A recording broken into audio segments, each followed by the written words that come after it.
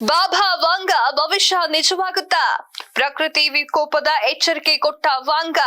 ಒಂದೆಡೆ ಭೂಕಂಪ, ಮತ್ತೊಂದೆಡೆ ವಿಮಾನ ದುರಂತ. ಬಾಬಾ ವಾಂಗ ಯಾರಿಗೆ ಗೊತ್ತಿಲ್ಲ ಹೇಳಿ? ಅವರ ಭವಿಷ್ಯವಂತೂ ಎಲ್ಲರೂ ನೋಡ್ತಾರೆ. ಬಾಬಾ ವಾಂಗ ಅವರು ಏನ್ ಮಾಡಿದ್ದಾರೆ ಅಂದ್ರೆ 2023 ಕೂಡ ಭವಿಷ್ಯವನ್ನ ಹೇಳಿದ್ರು. ಅದು ಆಲ್ಮೋಸ್ಟ್ ಆಲ್ ಸರಿಯಾಗಿದೆ. ಹಾಗೆ ಬಾಬಾ ವಾಂಗ ಅವರು 2024 ಹಲವಾರು ಭವಿಷ್ಯಗಳನ್ನ ಹೇಳಿದ್ದಾರೆ. ಹಾಗಾದ್ರೆ ಏನೆಲ್ಲ ಅದು ಭವಿಷ್ಯ? ಎಷ್ಟು ಭವಿಷ್ಯ ನಿಜವಾಗಿದೆ, ಹಾಗೆ ಎಷ್ಟು ಭವಿಷ್ಯ ಹಾಗೆ ಉಳ್ಕೊಂಡಿದೆ? 2023ಕ್ಕೆ ಏನ್ ಭವಿಷ್ಯ ಹೇಳಿದಿದ್ರು ಅದು ಎಷ್ಟು ಆಗಿದೆ ಬಾಬಾ ವಾಂಗ ಅವ್ರದ್ದು ಅನ್ನುವಂತಹ ಮಾಹಿತಿಯನ್ನ ನಾವು ನಿಮ್ಗೆ ಕೊಡ್ತೀವಿ ನೋಡಿ. ಬಾಬಾ ವಾಂಗ ಬಲ್ಗೇರಿಯಾದ ಒಬ್ಬ ಪ್ರವಾದಿ. ಆಕೆಯ ಮೂಲ ಹೆಸರು ವಂಚೇಲಿಯಾ ಪಾಂಡೇವಾ. ಅವರು 1911ರಲ್ಲಿ ಜನಿಸಿದ್ರು. ಆದ್ರೆ 12ನೇ ವಯಸ್ಸಿನಲ್ಲಿ ಅವರು ಚಂಡಮಾರುತದಿಂದ ಉಂಟಾದ ಧೂಳಿನಿಂದಾಗಿ ಶಾಶ್ವತವಾಗಿ ಕುರುಡರಾಗ್ಬಿಟ್ರು. ಆದ್ರೆ ಅವರು ದೃಷ್ಟಿಯನ್ನ ಕಳೆದುಕೊಂಡ ನಂತರ ಭವಿಷ್ಯದ ಬದಲಾಗಿ ಭವಿಷ್ಯವನ್ನ ನೋಡುವಂತಹ ಶಕ್ತಿಯನ್ನ ಇವರು ಪಡ್ಕೊಂಡ್ರು. ಬಾಬಾ ವಾಂಗ ಅವರನ್ನ ರಷ್ಯಾ ಹಾಗೂ ಯುರೋಪ್ ನಲ್ಲಿ ಸಂತ ಎಂದು ಗೌರವಿಸಲಾಗಿದೆ. ಅವರು 1996ರಲ್ಲಿ ತಮ್ಮ 85ನೇ ವಯಸ್ಸಿನಲ್ಲಿ ನಿಧನವನ್ನ ಹೊಂದಿದ್ರು.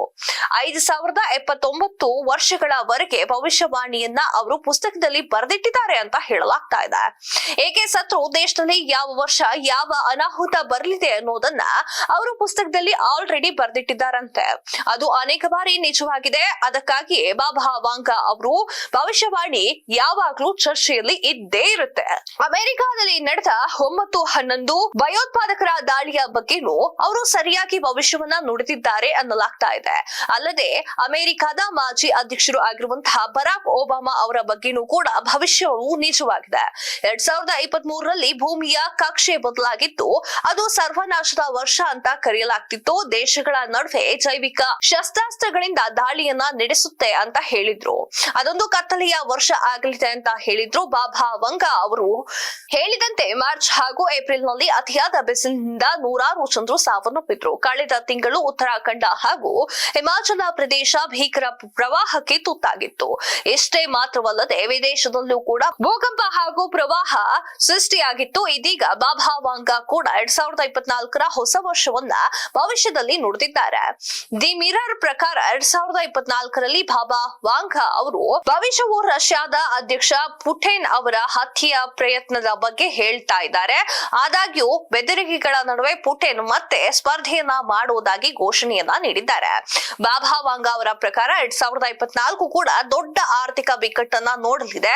ಅದು ಜಾಗತಿಕ ಆರ್ಥಿಕತೆಯ ಮೇಲೆ ಪರಿಣಾಮವನ್ನ ಬೀರಲಿದೆ.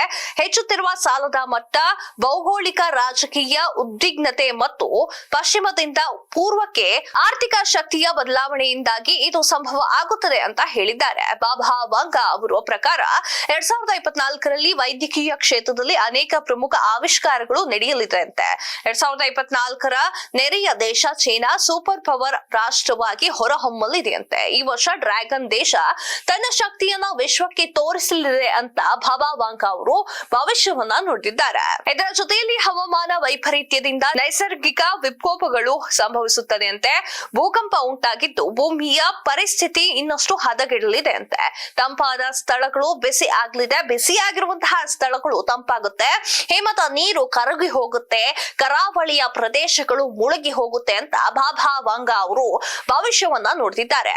ಅದಷ್ಟೇ ಅಲ್ಲದೆ 2024ರಲ್ಲಿ ಜಗತ್ತು ಭಯಾನಕ ಪ್ರಕೃತಿ ವಿಕೋಪಗಳನ್ನ ಎದುರಿಸುತ್ತೆ ಅಂತ ಹೇಳಿದ್ದಾರೆ. ಅದು ಈಗ ಜಪಾನ್ ನಲ್ಲಿ ಆಲ್ರೆಡಿ ನಡೆದು ಬಿಟ್ಟಿದೆ. ಅದು ಸತ್ಯಾನ ಎನ್ನುವುದು ಅನುಮಾನ ಶುರುವಾಗಿದೆ. ಯಾಕಂದ್ರೆ ಹೇಳಿದಂತೆ ಜಪಾನ್ ನಲ್ಲಿ ಪ್ರಕೃತಿ ವಿಕೋಪಗಳು ಹೆಚ್ಚಾಗಿ ಕಂಡು ಬರ್ತಾ ಇದೆ.